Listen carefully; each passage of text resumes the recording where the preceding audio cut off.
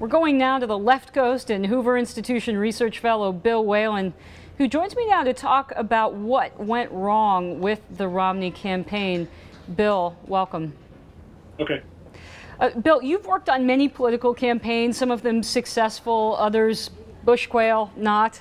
What, from your perspective, was Mitt's biggest problem here? Not defining himself, not explaining his platform, something of both? What's the biggest takeaway? I think the biggest takeaway is just a function of history, Mary, in that if you go back 100 years to candidates who have unseated incumbent presidents, they are transformational candidates. It's Bill Clinton pushing his party in a different direction in 1992, Ronald Reagan pushing the country right in 1980, Franklin Roosevelt moving the country left in 1932, and Mitt Romney was in many respects a placeholder candidate for Republicans. Go back and look at the field of people who ran in 2012 and look at the field of people who did not run in 2012, perhaps looking at 2016. To the extent there is a transformational Republican, that person is sitting out there. Well, there is a lot of talk this morning about the minority vote, and I want to dig into these numbers a little bit with you, starting with the Latino vote. We've got a chart we're going to put up on the screen for viewers, but Bill, here's what it says. Nationwide, 75% of Latinos voted for the president, but in the key swing states of Colorado, 87%, Nevada, 80%, Ohio, 82%. Is this all a function of immigration, Bill, or is there something deeper going on here with the GOP's troubles with, I shouldn't say Latinos, with Hispanics? It's a combination of immigration, but it's also, I've talked to pollsters about this, Mary. Latinos want to hear about immigration, but first and foremost, they want to hear about the economy, and they don't want to hear about social issues necessarily. And I'm afraid there are a lot of Republicans out there who think that you go to a Catholic Hispanic vote and talk first and foremost about abortion, and social issues don't exactly push it. This might sound trivial, 75%, when you're talking about 10% of the electorate, but the Hispanic vote went from about 9% to 10% in this election. That's about 750,000 people coming in the process in that swing states. And it's interesting, if you look at the map, you go back to 1980 with Ronald Reagan.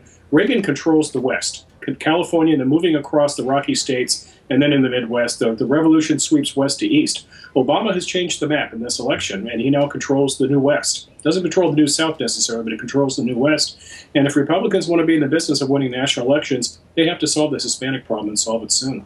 Bill, another minority group that doesn't get as much national attention are Asian Americans. Again, decisively swinging for the president. 73% of that group voted for the Democrat last night.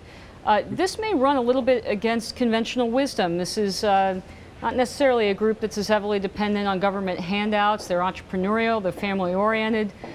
Why are they so heavily Democratic? I suspect we're getting into something else which played out in this election, in recent elections for Republicans. You probably noticed over the past quarter of a century, Republicans go old in their nominees. We pick gentlemen in their 60s and 70s. Democrats go young. They go 40s and 50s. If Hillary Clinton wants to run in 2016, she'll be 69. That is dinosaur-like by Democratic standards. But I would suspect that Asian voters, I haven't looked at the polls and the science of this, but I would suspect that a lot of Asian voters are what you would call aspirational. In that respect, they probably do tie into a younger candidate, and they do tie into this thing called hope in the idea of social advancement. And Republicans, again, have to gin up that game better. We just don't do a good job of talking about generational movement. Bill, does this mean a Marco Rubio run in 2016? Is this the dawn of interest group politics, where it's no longer about a Clintonite consensus on the Democratic side? Republicans are going to have to play this game too? Well, you know, it's interesting. Both parties have to make an assessment coming out of this election because Barack Obama cannot run a third time unless he plans to do something to the Constitution we don't know about. So if you're talking about a Democratic Party, which is a decision between Hillary Clinton and Andrew Cuomo and a few governors to be named, none of them are Barack Obama, and none of them has the advantages Obama has going into national elections. Republican parties, on the other hand, it's a three-way split.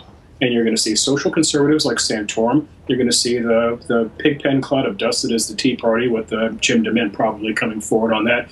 And then the third group would be the governors like Chris Christie, talking about, can-do spirit outside of America. They all have to find a way to shape the Republican Party. And so it's going to be, I think there are 1,461 days until the next election, Mary. We're probably going to have 1,461 conversations about where the Republican Party has to go.